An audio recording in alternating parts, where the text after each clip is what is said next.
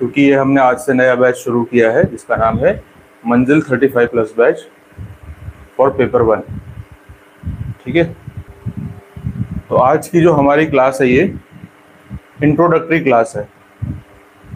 जैसा हमने पेपर 2 की शुरुआत करी थी वैसे ही हम पेपर 1 की भी शुरुआत करने वाले हैं।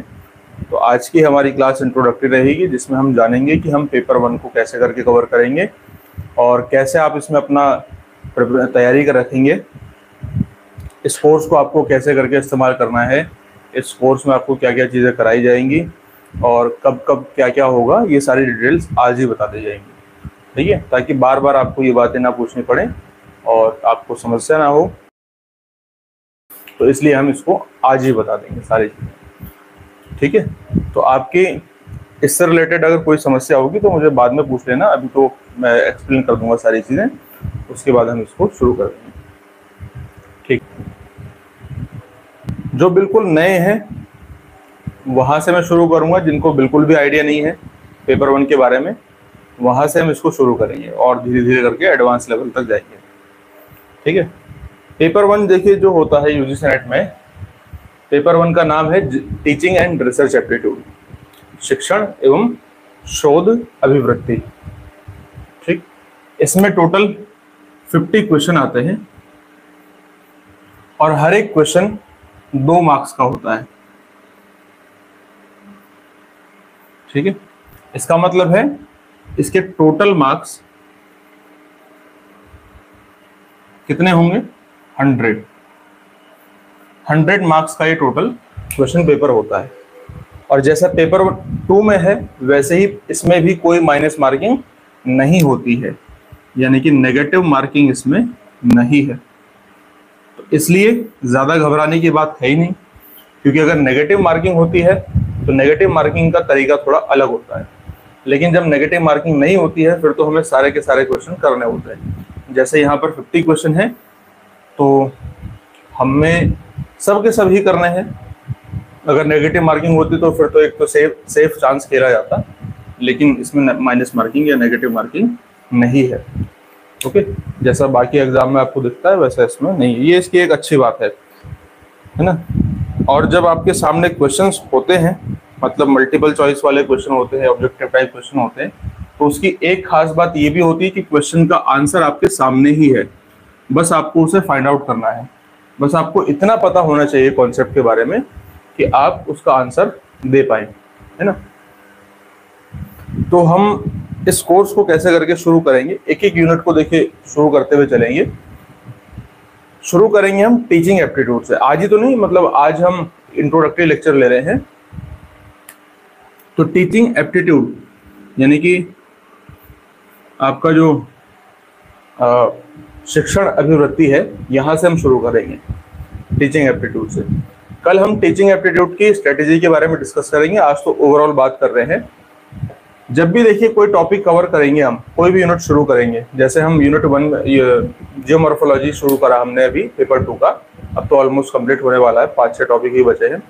तो जैसे मान लीजिए टीचिंग एप्टीट्यूड आपका शुरू हो रहा है, तो टीचिंग एप्टीट्यूड के पहले आपको क्वेश्चंस देखने होंगे। ठीक, यूनिट वाइज क्वेश्चंस।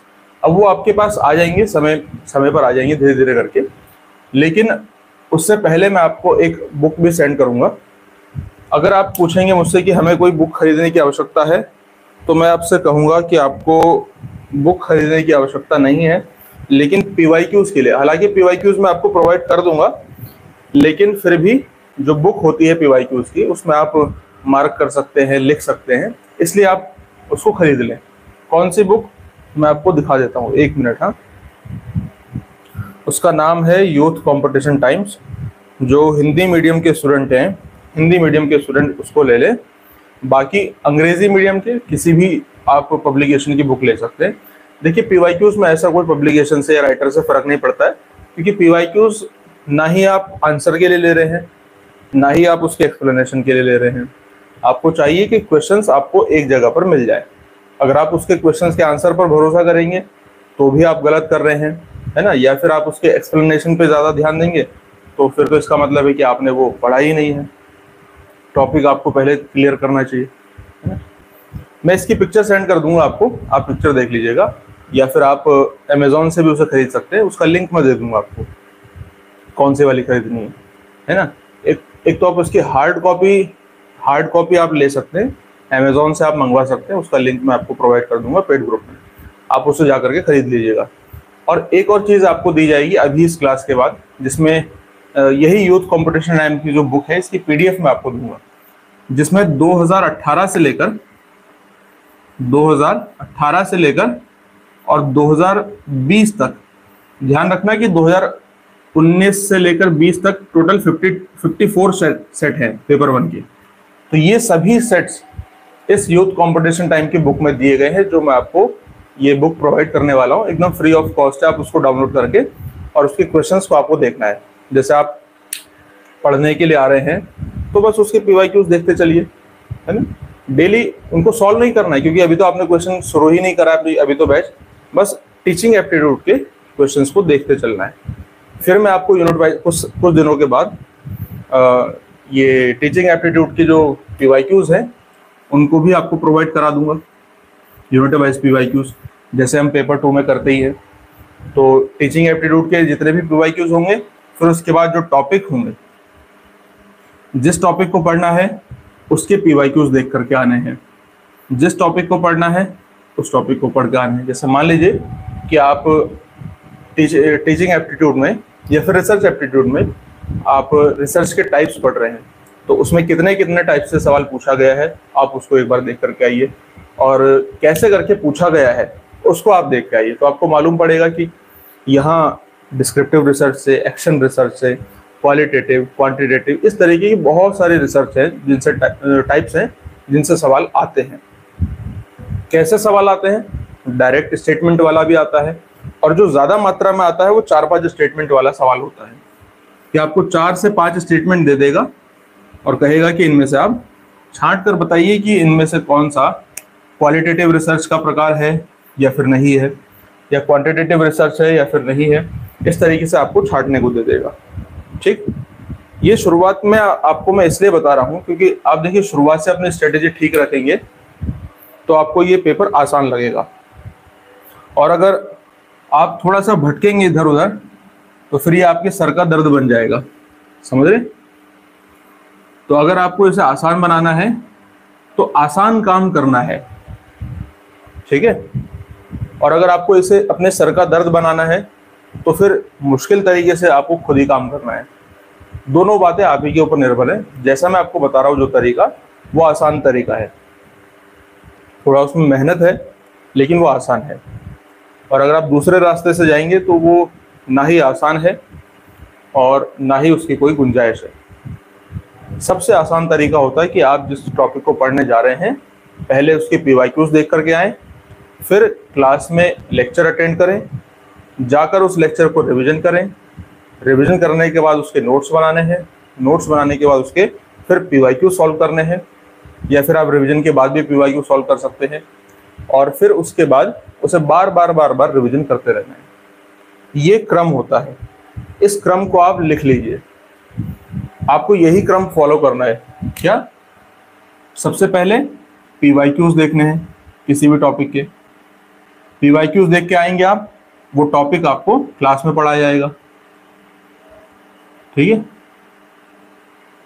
क्लास में लेक्चर होगा वो आपको पढ़ाया जाएगा, फिर आप उसको जा करके रिवीजन करेंगे। रिवीजन करने के बाद आप चाहे तो इसके नोट्स बना लीजिए या फिर आप पीवाईक्यू देख लीजिए। अगर नोट्स बना के पीवाईक्यू सॉल्व करेंगे तो ज्यादा बेहतर रहेगा। आपने अपने शॉर्ट नोट्स बनाने हैं, शॉर्ट नोट्स बनाकर फटाफट से उसको एक बार रिवीजन कर लीजिए। मैंने देखिए यहां पर आपको पहले रिवीजन बोला, बाद में शॉर्ट नोट्स बोला, जानबूझकर, क्योंकि जब तक आप 1-2 बार खुद से रिवीजन नहीं करेंगे आपको नहीं पता चलेगा कि मेरे लिए क्या जरूरी है और क्या जरूरी नहीं है। क्योंकि क्लास नोट्स में जो आपको पीडीएफ दी जाती है उसमें बहुत सारी चीजें होती है, यस और नो, उसमें तो भरमार होती है, क्योंकि हर एक लाइन अगर कंप्लीट नहीं लिखी जाएगी तो आप बाद में पढ़ोगे आपको समझ में नहीं आएगा। तो इसलिए उसमें पूरा पैराग्राफ होता है। अब पूरे पैराग्राफ को अपने नोट्स में लिखने की आवश्यकता तो नहीं है, ठीक है। तो उसमें आपको क्या लिखने की जरूरत है? जो इंपॉर्टेंट पॉइंट्स होते हैं, इंपॉर्टेंट पॉइंट्स। वो आपको कैसे पता लगेगा कि ये मेरे लिए इंपॉर्टेंट है या नहीं? जब आप रिवीजन करोगे तो आपको समझ में आएगा कि ये मुझे याद हो गया है। अगर मैं एक दो बार और रिवीजन करूंगा या करूंगी, या फिर मैं इसे एक हफ्ते बाद या एक महीने बाद भी रिवीजन एक बार कर लिया तो मुझे याद आ जाएगा, क्वेश्चन को देख करके मुझे याद आ जाएगा, तो वो आप नहीं भूलोगे जल्दी से, है ना। और जो आपको याद नहीं आ रहा है सवाल देख के भी, ऑप्शन देख के भी, उसे आपको बार बार देखने की जरूरत है, तो उसे आपको लिख लेना है अपने शॉर्ट नोट्स में। तो जब आप अपने शॉर्ट नोट्स बना लेंगे और उसके बाद एक बार रिवीजन कर लेंगे, फिर आप उसकी कीजिए प्रैक्टिस। अब प्रैक्टिस आप कहां से करेंगे? प्रैक्टिस आप करेंगे जो आपको यूनिट वाइज पीवाईक्यू दी जाएंगी, ठीक है। यूनिट वाइज पीवाईक्यू जो आपको दिए जाएंगे, या फिर जो आपको ये मैं बुक प्रोवाइड करूंगा, यहां से आपको ये पीवाईक्यू सॉल्व कर लेने हैं। अगर आपने ये सीक्वेंस फॉलो किया तो इसको करने के बाद आप पूरा जो अपना मटेरियल है उसको रिवीजन मोड पे डाल देंगे, रिवीजन एंड प्रैक्टिस। स्टूडेंट क्या करते हैं, वो पेपर 2 पे ही फोकस करते हैं, बस पढ़ना है क्या, मतलब पेपर 2, पेपर 1 तो कुछ है ही नहीं पढ़ने के लिए। और लास्ट टाइम में जब 2 महीना बचेगा तब याद आएगी कि अरे पेपर 1 के नाम की भी ऐसी कोई चीज है। ऐसा होता है या नहीं होता? जिन्होंने पहले भी एग्जाम दिया है तो ऐसा ही होता है। और आपको अगर ऐसा लग रहा है कि जो अभी नई तैयारी कर रहे हैं कि नहीं मैं ऐसा नहीं करूंगा, मेरे साथ ऐसा नहीं होगा, तो ऐसा सबको लगता है शुरू शुरू में, लेकिन सब धीरे धीरे करके यही काम करते हैं। तो मैं आपको अभी से इसलिए आगाह कर रहा हूं कि ये काम नहीं करना है। अगर आप चाहते हैं कि आपको ये आसानी से समझ में आ जाए, अभी मैं आपको आपका टारगेट भी बता दूंगा कि आपको ये टारगेट लेके चलना है, क्योंकि टारगेट लेस जो तैयारी होती है वो कहाँ जाएगी वो किसी को नहीं पता।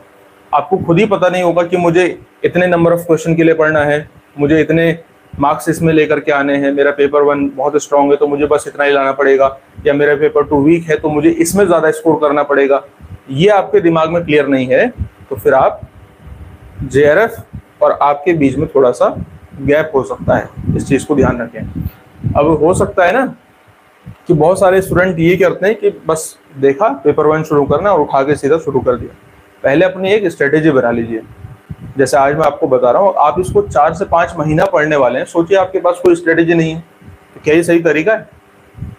सोचिए, अगर हम घर से बाहर निकलते हैं, कहीं थोड़ी दूर के लिए भी जाते हैं, तो अपने दिमाग में एक अपना ब्लूप्रिंट बना के लेते हैं कि मुझे पहले यहाँ जाना है, पहले मैं सुबह उठूंगा, फिर नहाऊंगा, फिर ये करूंगा, फिर वो करूंगा, फिर उसके बाद जाएंगे, फिर इसमें भी बस से जाएंगे, फिर ऑटो, पूरा एक बनाते हैं ना। तो आप इस चीज को 5 महीना पढ़ने वाले हैं और कोई स्ट्रेटेजी नहीं, वो तो गलत है। तो इसीलिए आपको मैं ये बात बता रहा हूँ। अब देखिए, रिवीजन और प्रैक्टिस मोड पे इसको हर एक टॉपिक को डाल देना है। ऐसा नहीं कि उसे आपने नोट्स बना के सजा के रख दिया।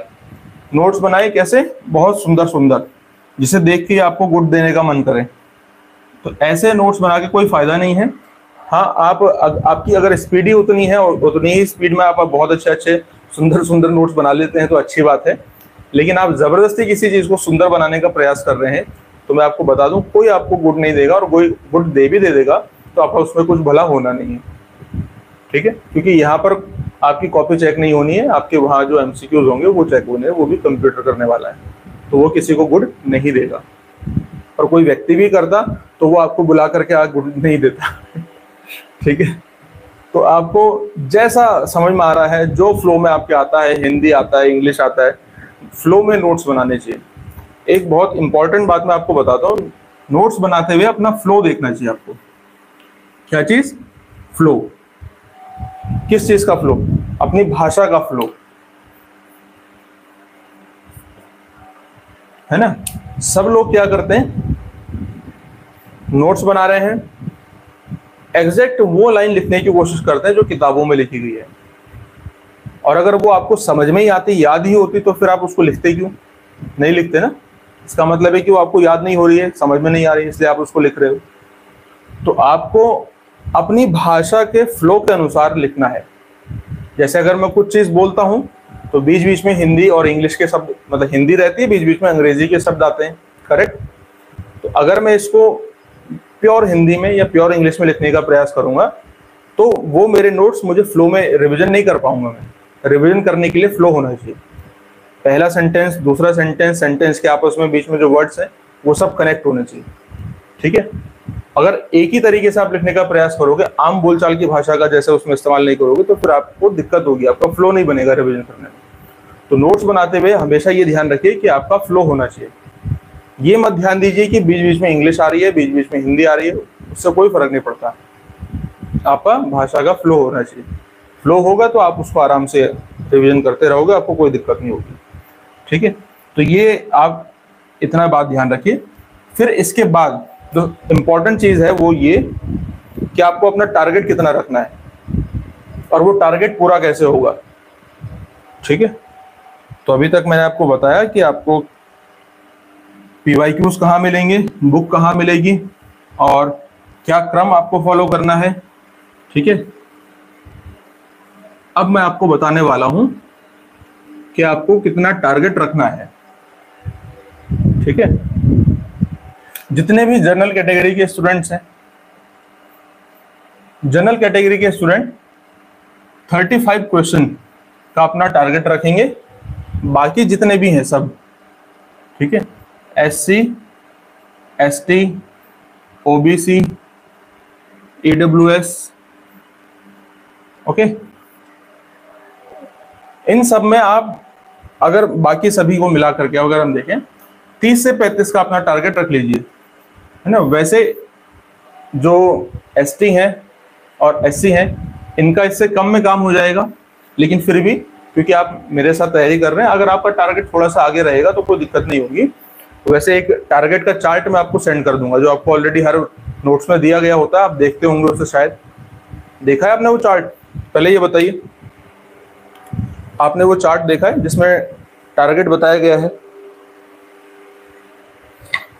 ये मैंने पेपर 2 के टाइम पर भी बताया था किसका कितना टारगेट होना चाहिए, लेकिन वो पेपर 2 का था, यहाँ पर पेपर 1 का है। बताइए।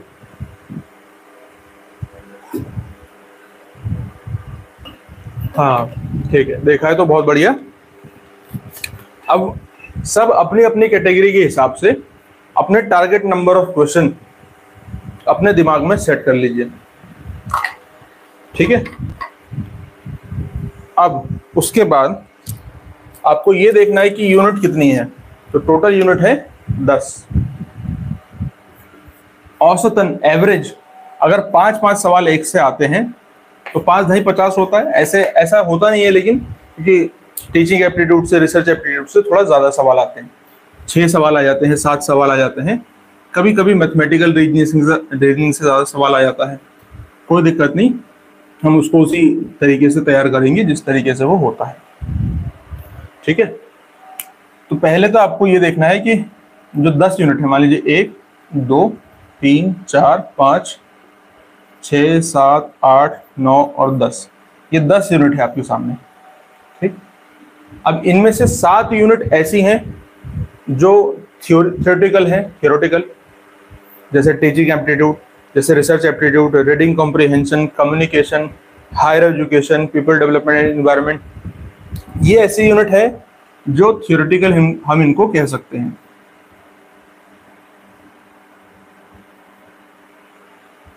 ठीक है, यानी कि सैद्धांतिक।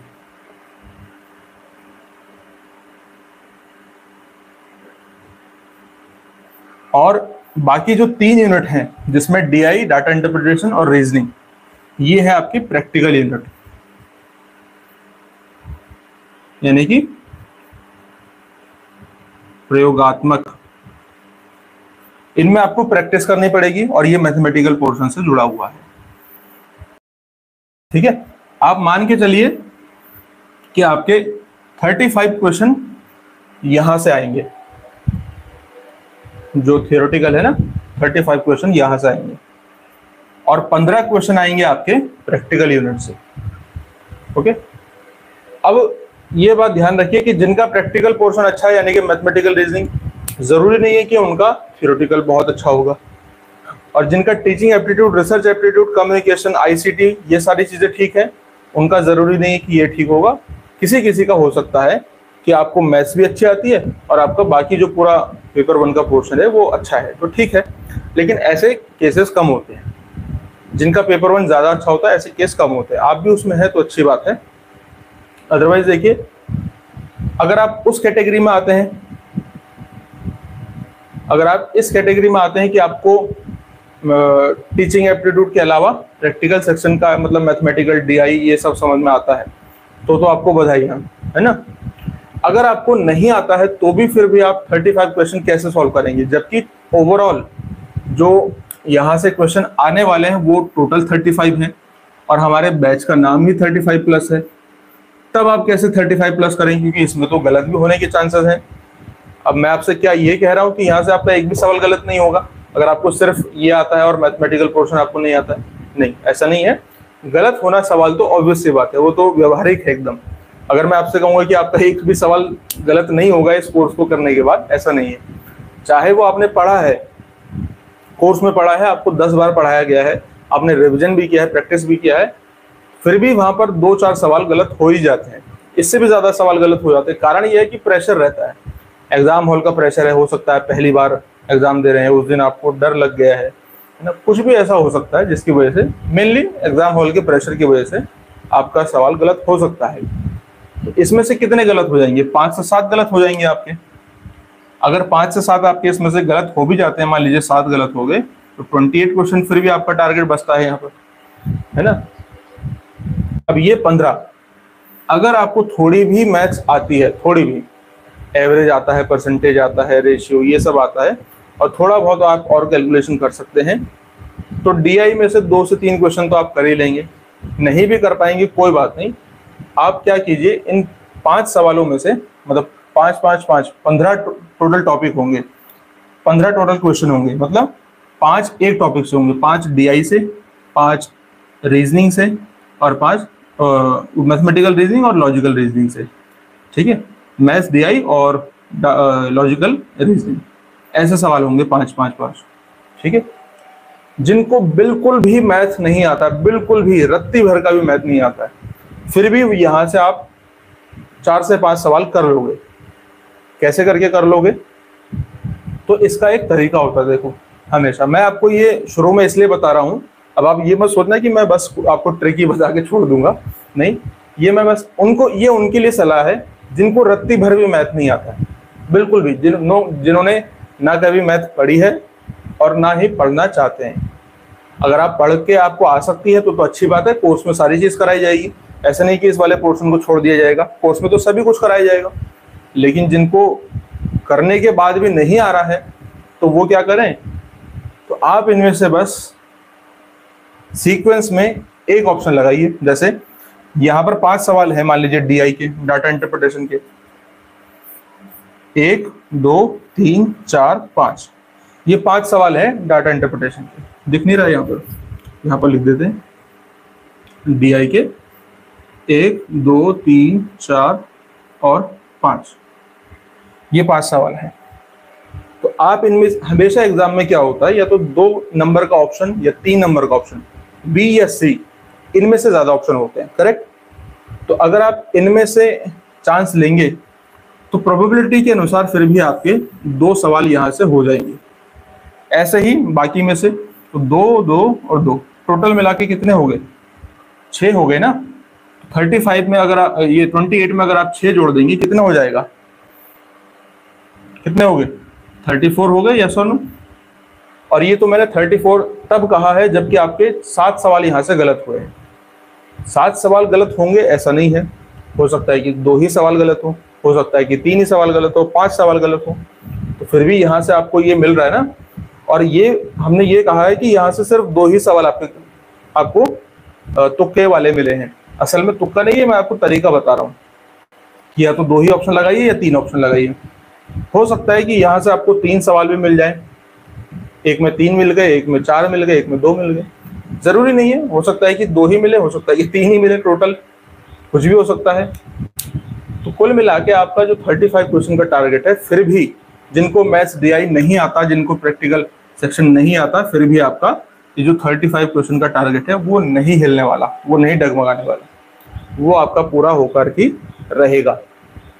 समझ रहे हैं आप? अब इनमें से कुछ ऐसे पोर्शन है, देखिए ये थियोरेटिकल वाले पोर्शन में से कुछ ऐसे हैं जिनमें से गलत होने के बिल्कुल कम चांसेस होते हैं, बहुत कम चांसेस होते हैं। जैसे जैसे कॉम्प्रिहेंशन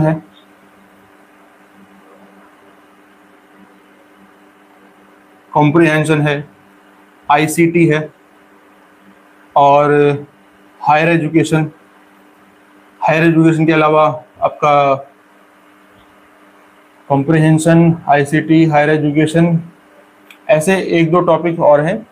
बाकी टीचिंग और रिसर्च कम्युनिकेशन में तो फिर भी थोड़ा बहुत गलत हो जाता है, लेकिन ये ऐसे पोर्शन है जहां से आपको पता है कि क्या सवाल आएगा। वो ट्रेडिशनल टॉपिक यहाँ से पूछते हैं, बहुत ज़्यादा नहीं पूछते हैं, ट्रेडिशनल टॉपिक पूछते हैं। तो इनमें से गलत होने के चांस कम होते हैं अगर आप उनको तरीके से तैयार करोगे। जैसे यहाँ पर आपको बताया जाएगा एक टॉपिक, उसके नोट IQs, और उसको फिर रिवीजन किया, प्रैक्टिस किया। अगर आप 2018 से लेकर आपने, और अभी रिसेंट जो एग्जाम होगा 2021 का, इन सभी PYQs को सॉल्व कर लिया, जो कि आप करोगे कोर्स में, तो आपके गलत होने के चांसेस वैसे वैसे कम होते जाएंगे। आप सोचो कि यहाँ से कितने क्वेश्चंस आपको मिलेंगे। लगभग आपके 5000 सवाल होने वाले हैं। 5000 सवाल 2018 से 2021 तक 5000 सवाल होंगे। अगर आप 5000 सवालों को सॉल्व कर लोगे तो ये बहुत बड़ा अमाउंट होता है। तो इसको सॉल्व करते करते करते आपकी प्रैक्टिस इतनी अच्छी हो जाएगी कि आपके गलत होने के चांस कम हो जाएंगे। ऐसा नहीं कि नहीं होंगे, मैं प्रैक्टिकल बात कर रहा हूँ, आपको सिर्फ मैं उलझा नहीं रहा हूँ, एक प्रैक्टिकल बात मैं आपको बता रहा हूँ कि आपके गलत होने के चांस बहुत हद तक कम हो जाएंगे। फिर जो मैंने आपसे अभी ये बात कही ना कि आपके 7 सवाल गलत हो सकते हैं, वो कम हो जाएगा। वो हो सकता है कि 5 ही हो सकता है 4 ही हो। आप जो लगाओगे ऑप्शन सही लगाओगे, मतलब सही के बहुत ज्यादा करीब लगाओगे इतने सवाल सॉल्व करने के बाद। ठीक है, तो जो जिनका केवल थ्योरेटिकल पोर्शन अच्छा है उनके लिए भी मैंने आपको बताया कि क्या करना है। जिनका मैथमेटिकल और दोनों अच्छा है तो वो तो बहुत अच्छा है, अच्छी बात है। थोड़ा आपको प्रैक्टिस की जरूरत है और डेली प्रैक्टिस करते चलना है। ऐसा नहीं कि जो चीज़ें आपको दी जा रही हैं बस उनको किया आपने और एक बार करने के बाद छोड़ दिया। अब जो आगे मैं आपको बताने वाला हूँ उसको सुनिएगा ध्यान से। ठीक है, ये जो कोर्स है हम इसको 4 महीने में कंप्लीट करेंगे, 4 महीने। और 4 महीना एक्सटेंडेड रूप में होता है। अगर आप इसको कवर करने जाओगे तो ये 3 महीने में कवर हो सकता है आराम से, लेकिन हम जल्दबाजी नहीं करेंगे, हम 4 महीने में इसको कवर करेंगे। तो जितना ज्यादा आपको समय मिलेगा उतना ज्यादा आपके लिए अच्छा रहेगा। करने को तो ये 2.5 महीने 3 महीने में भी कंप्लीट हो सकता है, लेकिन फायदा क्या है, क्योंकि ये देखिए यूनिट 1 जो पेपर 1 है, पेपर 1 ना आप यूनिवर्सिटी में कॉलेज में कहीं नहीं पढ़ते हैं। इसकी कोई ऐसी बुक भी नहीं है जो बहुत डिटेल में इसके बारे में जानकारी देती हो। उस दिन खुद जब KVS मदान सर चैनल पर आए थे, उन्होंने खुद इस बात को कहा था कि हर चीज को लिखना संभव नहीं हो पाता है। और ये 10 यूनिट हैं, 10 के 10 यूनिट अपने आप में अलग अलग पोर्शन है। जो कंप्यूटर का सेक्शन है वो अपने आप में अलग बुक हो सकती है, उसकी अलग बुक्स है। हायर एजुकेशन की अपनी अलग बुक्स हैं, है ना, जो BEd MAd में पढ़ाई जाती हैं। और एनवायरनमेंट का अपना अलग ही पोर्शन है, ज्योग्राफी में आप उसको जानते हो, उसकी अलग से बुक्स हैं। टीचिंग एप्टीट्यूड की, रिसर्च की अपनी अलग से बुक्स हैं। तो इन इतने सारे बड़े बड़े पोर्शन को एक बुक में कंबाइन करना पॉसिबल नहीं होता है, इसलिए उसमें आपको PYQs का सहारा लेना होता है। ये मैं आपको पहले भी बात कही है और अब भी कह रहा हूँ। तो इसमें आपको PYQs का सहारा लेना पड़ेगा कि आपका रेंज क्या हो, ठीक है, कि कहाँ से कहाँ तक आपको पढ़ाई करनी है। क्योंकि अगर उन्होंने सिलेबस बहुत ध्यान से दिया होता, हर एक टॉपिक दिया होता सिलेबस में, तो कोई बात ही नहीं थी, कोई दिक्कत ही नहीं थी। लेकिन उन्होंने सिलेबस में 4-5 पॉइंट लिख दिए और कहा कि बस आओ। और सवाल देखो तो इतने बड़े बड़े सवाल दे रहे हैं कि ऐसा लग रहा है कि पैराग्राफ होता है। तो ये तो एकदम धोखाधड़ी वाली बात हो गई। सवाल दे रहे हैं ऐसे और सिलेबस दिया इतना सा। जितना बड़ा वो एक सवाल पूछते हैं ना, उतना बड़ा उन्होंने सिलेबस दे रखा है 1 यूनिट का। आप जाके देखो सिलेबस को, एक सवाल में उनका कंप्लीट हो जाएगा। ठीक, तो अब जो मैं आपको आगे बात बता रहा था वो ये है, ये क्या महीना चल रहा है, अगस्त। तो सितंबर, अक्टूबर, नवंबर और दिसंबर, ये 4 महीनों में हम इस कोर्स को कंप्लीट कर लेंगे। ठीक है, सितंबर, अक्टूबर, नवंबर, दिसंबर, इस महीने हमारी क्लासेस रेगुलर नहीं होंगी। अब वैसे भी 10 दिन बचे हुए हैं, आज 10 दिन भी नहीं बचे। आज कितनी है? आज तो 22 तारीख है। बाकी अगले महीने से हम इसकी क्लासेस करेंगे। अभी मैं बीच बीच में हम इस पे लाइव आते रहेंगे। जैसे आज क्लास हुई है तो 2-1 दिन के बाद हम फिर से लाइव आएंगे और टीचिंग एप्टीट्यूड पर डिस्कस करेंगे। कारण ये है कि देखिए, जो एनटीए का साइकिल है वो ही डगमगाया, उसके पहिए टूटे हुए हैं। एनटीए के साइकिल के पहिए चुके हैं टूट, तो वो अपना साइकिल कभी मैनेज नहीं कर पा रहा है अभी, धीरे धीरे। अब पता नहीं कब उसमें पंचर लगेगा या उसका जो रिम टूट गया है वो जुड़ेगा, उसका कोई पता नहीं। तो दिसंबर में एग्जाम होने के चांसेस हैं मेरी तरफ से 10% होने के। 90% एग्जाम दिसंबर में नहीं होगा। और ये हो सकता है कि जो नेक्स्ट सेशन, मतलब जून 2023 का एग्जाम है, 2023 का, जून 2023 का, और ये दिसंबर 2022 का जो एग्जाम है, ये दोनों मर्ज कर दें वो, इसके बहुत ज्यादा हाई चांसेस है। क्योंकि अभी देखिए, सितंबर में एग्जाम होगा, कम से कम 15 से 20 दिन वो रिजल्ट लाने में लेंगे, है ना। और ये सितंबर का लगभग आधा महीना तो एग्जाम चलेगा ही चलेगा। नहीं भी चले तो फिर वो सितंबर के महीने में तो रिजल्ट आने से रहा। अक्टूबर, नवंबर, दिसंबर फॉर्म भरने के लिए डेट आएगी, फिर उसके बाद गैप रहेगा, बहुत सारे एग्जाम उनको कराने हैं, गैप रहेगा। फिर रिजल्ट आ जाने के बाद भी बहुत सारे लोगों की मिस्टेक होगी, उसको करेक्शन के लिए टाइम लगेगा। फिर वो थोड़ा गैप लेंगे, सांस लेंगे कि अरे चलो हमारी जान छोटी, हमने जैसे तैसे एग्जाम कराया, हमें कोई फर्क नहीं पड़ता कि किसी का रिजल्ट आए ना आए, किसी का रिजल्ट बिगड़ जाए। तो फिर लोग चक्कर काटेंगे। उसके बाद महीना होगा तो अक्टूबर नवंबर में जाके कहीं फॉर्म आएगा, वो बोलेंगे चलो फॉर्म भर दो। फिर उसके बाद फॉर्म भरेंगे, जब विंडो नहीं खुलेगी, या हो सकता है कि उनको जगाना भी पड़े कि एनटीए उठो उठो, फॉर्म भरने का टाइम आ गया है, अब विंडो ओपन कर दो। तो दिसंबर तक कहीं ओपन नहीं होने वाला किसी भी कीमत पे। दिसंबर में एग्जाम आपका जो नेक्स्ट सेशन का है नहीं होने वाला। तो इसलिए इसको थोड़ा सा हम स्लो लेकर चलते हैं। अभी पेपर 2 का भी देखिए हमने थोड़ा स्लो कर दिया है, कारण यही है। अब ये है ना कि मैं अपनी तरफ से जितना जल्दी खत्म कर दूंगा तो आप उतना, फिर क्या हो जाएगा कि जो स्टूडेंट होता है वो थोड़ा शिथिल पड़ जाता है कि चलो अब तो खत्म हो गया, आराम से बैठ जाते हैं, लेट जाते हैं, वो लेटने की मुद्रा में आ जाता है। तो इसलिए मैंने, क्योंकि आप मुझसे कनेक्टेड रहोगे तो ज्यादा बेहतर है। आप कंप्लीट करके मैं आपको छोड़ दूंगा तो फिर मतलब आप छूट ही गए, फिर कोई नहीं पढ़ेगा। तो इसलिए मैंने थोड़ा सा स्लो किया हुआ है। समझ रहे बात कि क्यों स्लो कर रखा है? इसलिए नहीं कि मुझे घूमने के लिए समय चाहिए, इसलिए कि ये जो है ना एनटीए, नॉन ट्रस्टेबल एजेंसी, जिस पर भरोसा नहीं किया जा सकता, ये सो चुके हैं, इनके साइकिल चुके हैं टूट। तो इसलिए हमने थोड़ा धीरे कर दिया है, क्योंकि अब हमारी स्पीड थोड़ा तेज है, इनकी स्पीड तो कोई स्पीड ही नहीं है। हम अभी 5G से चल रहे हैं और ये अभी वो वाले हैं, कौन से वाले, जो बहुत धीरे धीरे मैसेज भी धीरे धीरे भेजता था, 2G वाले। ठीक, तो इसलिए हमने थोड़ा स्लो कर दिया है। तो बाकी सितंबर, अक्टूबर, नवंबर, दिसंबर में हम इसको तैयार कर लेंगे। तैयार करने के बाद, और आपका जब जनवरी में एग्जाम नहीं होने वाला है ना, तो फिर उसके आगे प्रैक्टिस चलती रहेगी। ठीक है, समझ में आई आप सभी को बात? और डेली इसकी एक क्लास की जाएगी, एक क्लास में ये 4 महीने में आराम से हो जाएगा। आप लोगों को देखेंगे ना, वो एक 6 क्लासेस में इसका 1 यूनिट कंप्लीट कर देते हैं। 6 क्लास, 7 क्लास, मतलब एक हफ्ता में 1 यूनिट खत्म। और कुछ महान ऐसे भी जो 2-2, 3-3 क्लासेस में कंप्लीट करा देते हैं, लेकिन ऐसा नहीं होगा। आपका सितंबर में एग्जाम है, ओके, अच्छी बात है। और देखिए बहुत सारे स्टूडेंट हुआ जो इस बार भी एग्जाम दे रहे हैं, तो इसीलिए थोड़ा सा आपको भी समय मिल जाएगा। आप अगर सितंबर में एग्जाम दे रहे हैं तो आप उस पर भी फोकस कर लेंगे। यहाँ बहुत ज़्यादा तेजी से चलेंगे तो आप उस पर थोड़ा सा ध्यान नहीं दे पाओगे। वैसे तो देखो, एग्जाम तभी देना चाहिए जब आपकी पूरी तैयारी हो, जब आप फुल प्रिपरेशन में हो, मेरा मानना ये है। बाकी सबका अपना अपना वो है, इसी वजह से थोड़ा सा इसको स्लो लेकर के चलेंगे। और जैसे ही फिर आपका ये एग्जाम हो जाता तो फिर स्पीड पकड़ लीजिए। ठीक, समझ में आ गई आप सभी को ये बात? बताइए, किसी को कोई दिक्कत यहां तक? और जिनका अभी एग्जाम है वो बस 2 चीजों पे फोकस करें ज्यादा, रिवीजन और प्रैक्टिस पे, चाहे वो पेपर 1 है चाहे पेपर 2 है, रिवीजन प्रैक्टिस पे फोकस करें। बाकी एग्जाम निकलना तो फिर वो सिलेबस पूरा होगा तभी होगा, ठीक है। ऐसा नहीं है कि आपने आधा अधूरा सिलेबस पढ़ा है और आप उम्मीद बांध लें, उम्मीद मत बांधना जिन्होंने सिलेबस पूरा नहीं किया है।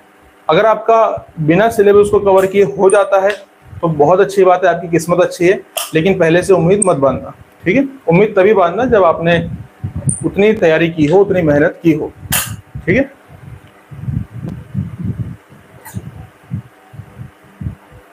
कुछ स्टूडेंट पता है क्या करते हैं, 4 यूनिट पढ़ेंगे, 4 यूनिट पढ़ के चले जाएंगे एग्जाम में, और एग्जाम नहीं होगा, फिर रोते रोते मुझे फोन करते हैं कि हमारा तो हुआ ही नहीं। मैं कहता हूँ कितना पढ़ा, 4 यूनिट पढ़ी थी। तो जब आपने 4 यूनिट पढ़ी थी, उनमें से सवाल आएंगे 40, सपोज अगर 10-10 एक यूनिट में से भी आए, 40 सवाल आएंगे, 40 में से 40 आप कर नहीं पाओगे, 30 सवाल आपके सही होंगे, कैसे एग्जाम होगा? सिंपल सा कैलकुलेशन है। जब आप 10 के 10 यूनिट पढ़ते हो, ध्यान से पीवाईक्यू सॉल्व करते हो, तब जाके लुढ़क लुढ़क के आपके 70-80 सवाल सही होते हैं। करेक्ट है या नहीं है? वो भी बहुत ज्यादा एफर्ट लगाने के बाद 60, 65, 70 तक जान चली जाती है, फिर 80 तक जाने में और ज्यादा एफर्ट लगता है। 80 तक पहुंचना आसान बात नहीं है, हो मैनेजेबल है, वो हो सकता है, लेकिन आसान नहीं होता है, उसके लिए मेहनत करनी पड़ती है, वो भी 10 यूनिट पढ़ने के बाद। और जब पढ़ा है 4 यूनिट तो कैसे एक्सपेक्टेशन रख रहे हैं? ये सिंपल सा कैलकुलेशन है, ये समझाने की इतनी आवश्यकता नहीं है, मगर फिर भी कुछ मानने को राजी नहीं होते हैं। वो मुझे मैसेज करते रहते हैं डेली, हमसे ये सवाल सॉल्व नहीं हो रहा, हमसे ये सवाल। अरे कैसे होगा जब आपने पढ़ा ही नहीं है तो?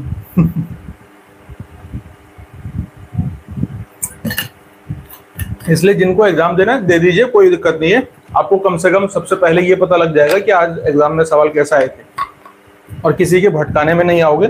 जैसे एग्जाम होता है, एग्जाम होने के तुरंत बाद, शाम से ही तुरंत बाद से क्या, कुछ लोग मुझे लगता है कि वहीं जाते होंगे, बच्चों को वहीं पकड़ा कि बताओ एग्जाम कैसा आया था, और जैसे आया तो वो बस आज एग्जाम में ये हो गया, आज एग्जाम में आग लग गई थी।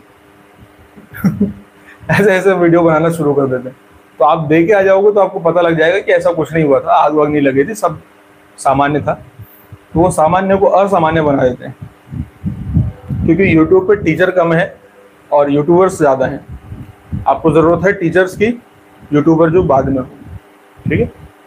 तो ये आज का स्ट्रेटेजी है जिसमें मैंने बात करी, और अब जो नेक्स्ट क्लास होगी वो 2-3 दिन के बाद होगी, ठीक है। तो इस महीने हम ब्रेक लेके तैयारी करेंगे, और नेक्स्ट सेशन से जैसे आपका एग्जाम हो जाएगा तो फिर हम, मतलब नेक्स्ट मंथ से, तो फिर हम फुल फ्लेज में बहुत तेजी से तैयारी करेंगे, बहुत तेजी से, ठीक।